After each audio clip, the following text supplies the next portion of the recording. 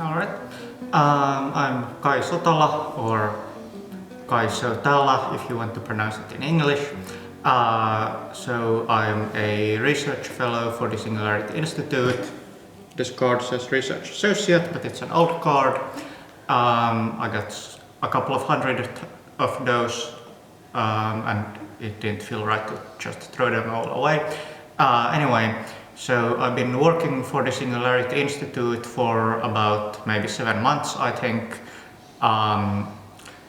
I had been sort of generally associated with them, been in contact with their folks for a long time,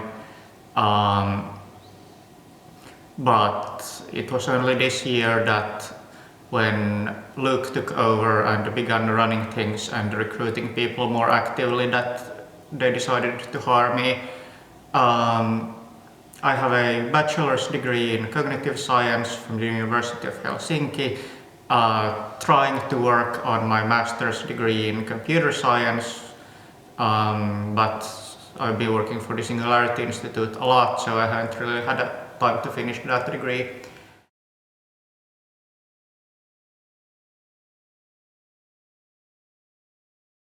Right, so Less Wrong is this, well, I think the official tagline is a community blog for improving human rationality. The way I like to describe it is, well, it's basically a community site with interesting articles about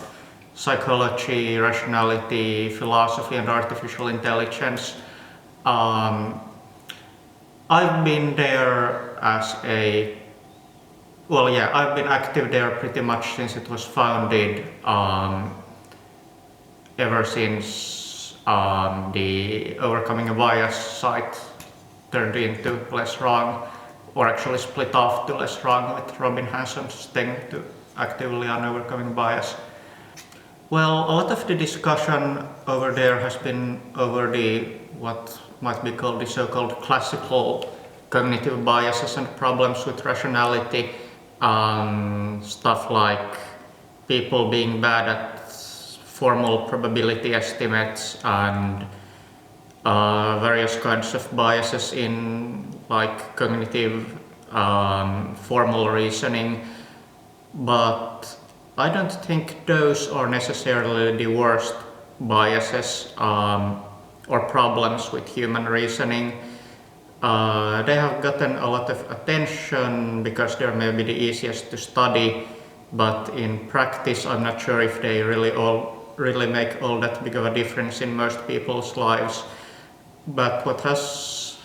also been discussed, maybe somewhat less on Less Wrong, but still there has been a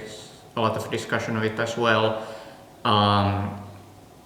is this sort of thing of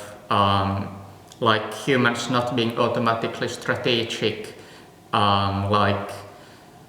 Maybe the classic example is that when most people try to decide on what they want to be with their lives and what they want to study, actually very few people sort of explicitly look at all the possible options and actively try to ask people studying some subject that what is it like and what are the job markets and stuff. It's more likely that they generally sort of just happen to drift to some sort of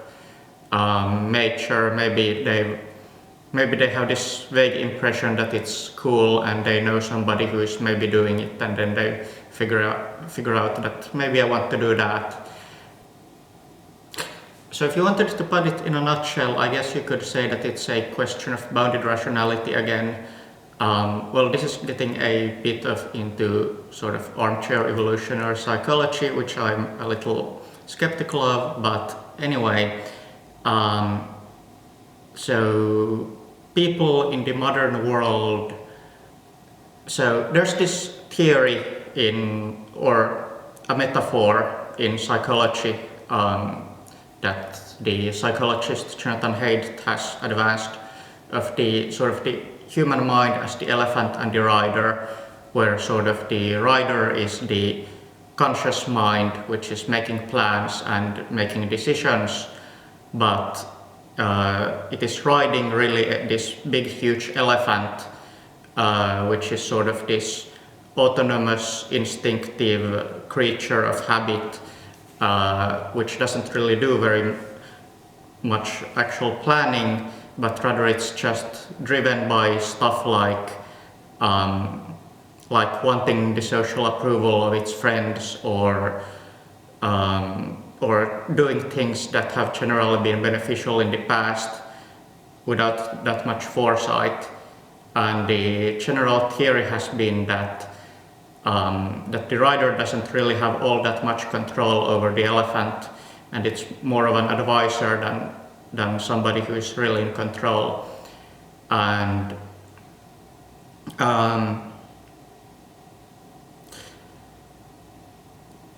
this has been in the past sort of a good thing because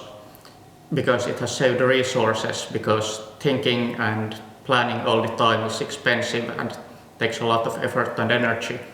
So it has been generally a good thing to just sort of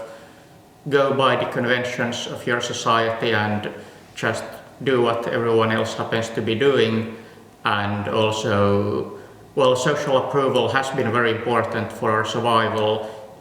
If nobody likes you, you're not going to get a mate and you won't get any children, and your bloodline will die out. So it sort of makes sense that the sort of elephant is very primed to look at what others in your immediate environment are doing and sort of decide everything based on that. But then in a modern society, those sort of behavioral incentives, forces which were usually pushing the elephant in the right direction,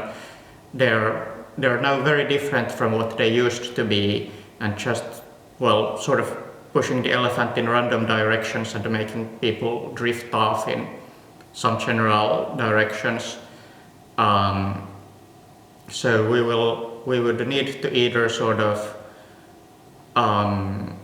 either spend more time explicitly analyzing things and setting goals, which is hard because, well, we're just not naturally wired to do it. Or alternatively, sort of try to shape society more that these sort of automatic behavioral cues we get from our environment would be more pushing us in the right directions. And this is a sort of a question that hasn't been discussed that much, but which I actually think is more important than the sort of than the problems of the classical cognitive bias paradigm. Well, there's that concept that knowing cognitive biases can make you more stupid, in that you know how to find the flaws in the arguments of others, but don't apply that knowledge to yourself. Which actually is somewhat related to what I said before, in that I think that actually most people, if they really wanted to find out the truth, they could. It's probably not that difficult if you really take the time to just really properly think of the issue and try to figure out the ways in which you might be biased, and actually look at the evidence at hand. But I think a much bigger problem than people not knowing how to do it is that people don't actually want to do it.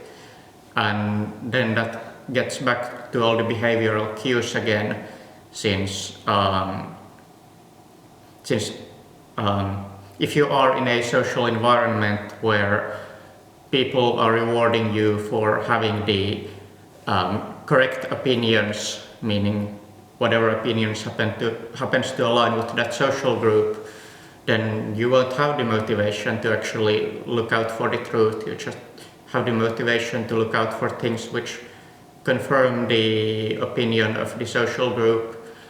which is actually rational in a way, in that, well, if you're popular within the group, then that's good for you. So if you're if your values are sort of sort of a human's default values, that you care about yourself and your friends, and you have this sort of general idea that it would be good to be nice to everyone, but in practice you like pretty much everyone really mostly care about your immediate social environment, then it's a perfect match to your values and sort of rational to actually not look for the truth, which is probably the biggest problem if we actually want to make people more rational. I think what you would have to do would be to sort of spread these ideas and values of the truth actually really being a great thing. But even that might not be enough, since people often behave differently from what they actually say, and you could have people actually saying that, oh yes, the truth is a great thing and we are all looking for the truth and we are all avoiding bias and all that stuff, and then they would continue to attack the biases of other groups while being completely immune to looking at the biases of their own. And that's a really hard problem, and I don't want to sound pessimistic and gloomy or anything, but I really don't feel like it would necessarily even be possible to really spread rationality very much. And it is sort of, and even with people who actually do try to be rational, it is a constant struggle. I realize that my preceding comments might give someone the impression that I would think that I would actually be immune to stuff like this, or I might think myself somewhat more rational than some people, but it really is a constant struggle. Like, I do constantly notice stuff like saying something because I might say something and then afterwards realize that I wasn't actually saying that because it was optimized for the truth, but because I was subconsciously seeking to please some specific social group that I'm part of, and if I'm lucky I will realize that myself, but often it has happened that somebody else needs to point it out, and it's only after that I realize that, oh, you're right. A part of it is probably just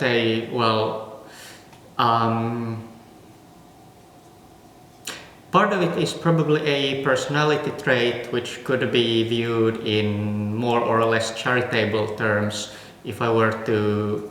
describe it in maybe a little less charitable terms, I do have that. I do have a small bit of sort of general contrarian streak, that if I'm in a group where everyone seems to agree with something, I will instinctively start looking for ways to disagree, or,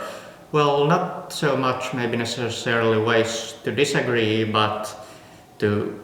actively start looking for flaws in their arguments. And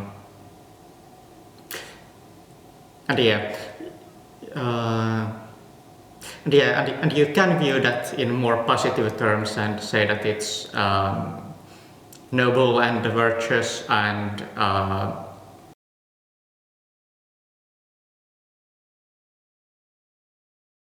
one thing about the elephant is that it can be trained, and like you mentioned before that in times of pressure it's really hard to really act the right way, which reminds me of I don't have a source at hand for this, but so apparently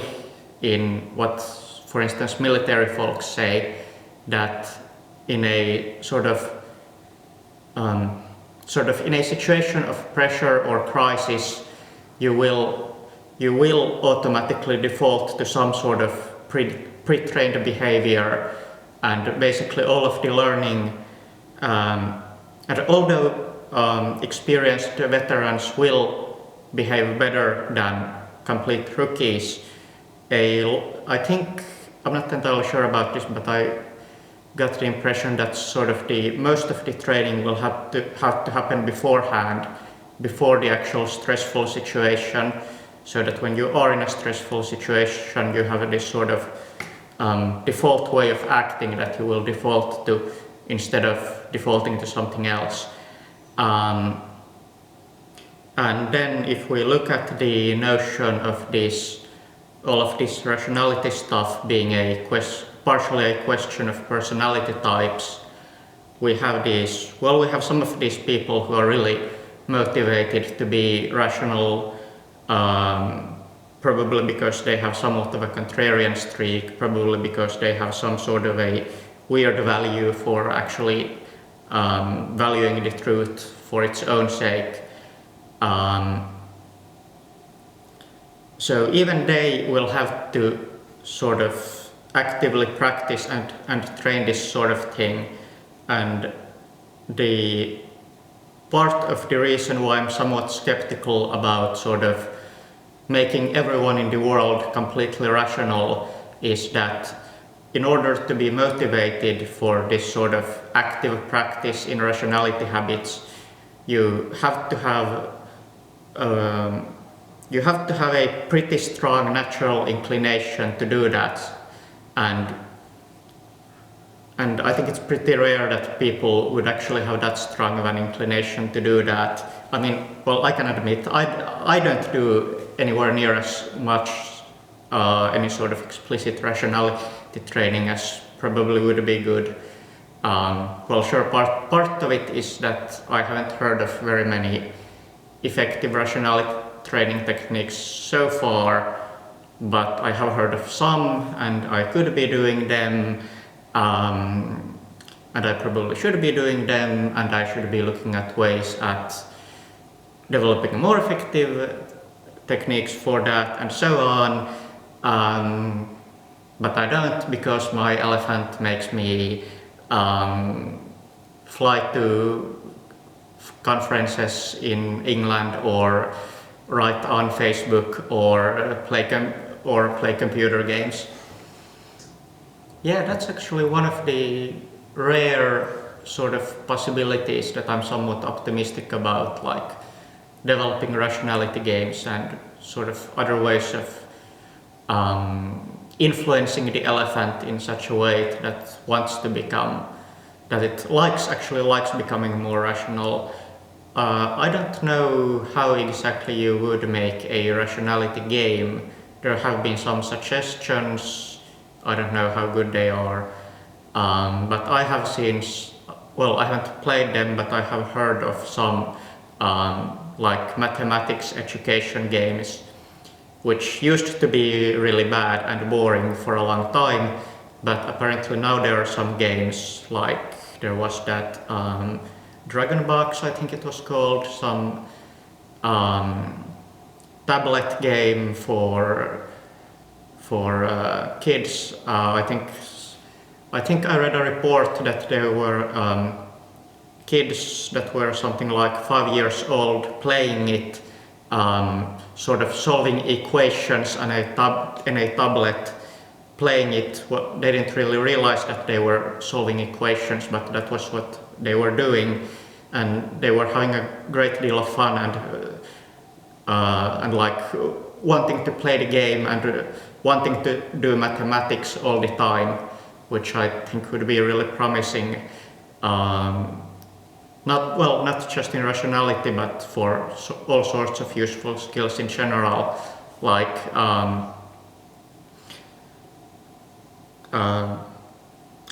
one could say that the games which would be sort of completely optimized for fun, one could make the argument that they would still be more addictive and more enjoyable, and the kids would rather play them. but a lot of people would want to sort of